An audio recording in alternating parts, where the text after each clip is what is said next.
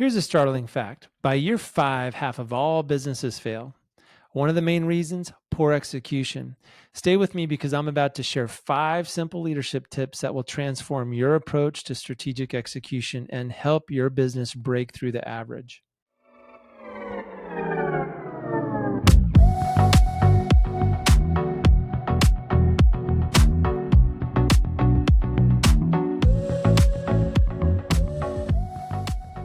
Here's the truth.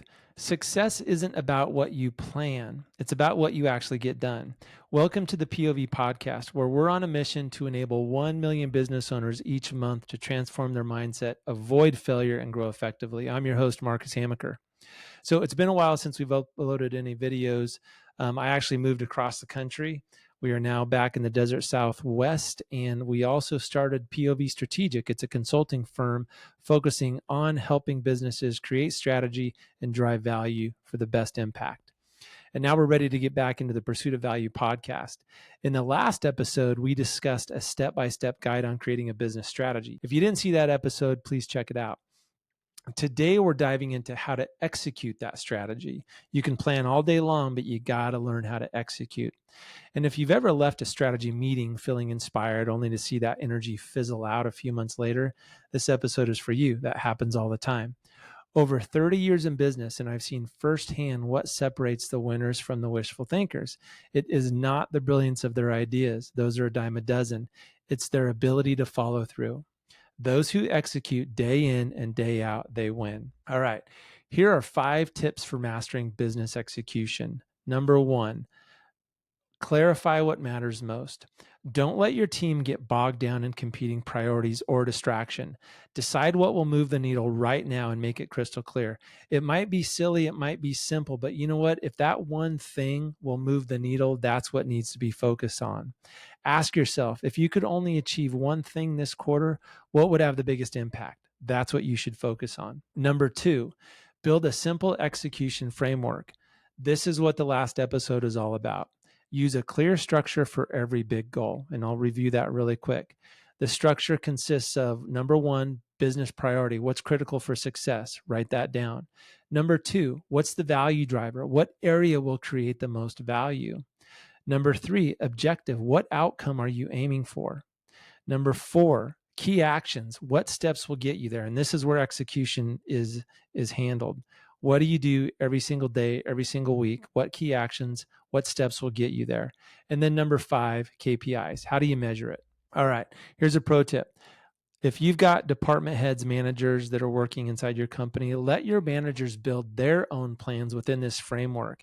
Have them set the priorities, have them set the objectives. As long as it falls under the main strategy of the business, they need to be a part of this so everyone has ownership.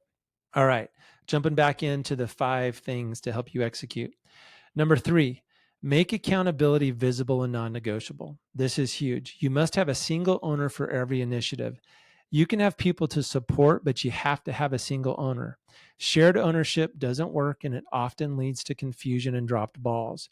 Put your strategy plan in a project management tool like Asana. You can track the progress, and you can make it easy for everyone to see what's on track and what's not. This is an excellent tool for strategy and accountability and transparency and collaboration. You can build a project based on your strategic plan. You can assign tasks, you can put a due date, and you can comment, collaborate, and see the progress, and the whole team can see it.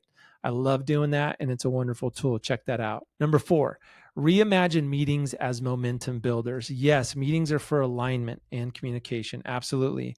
But if you really want to be great at execution, you have to have meetings for accountability. Keep meetings short and focused. Every meeting should have a clear purpose, whether it's reviewing KPIs or solving problems. And here's a pro tip.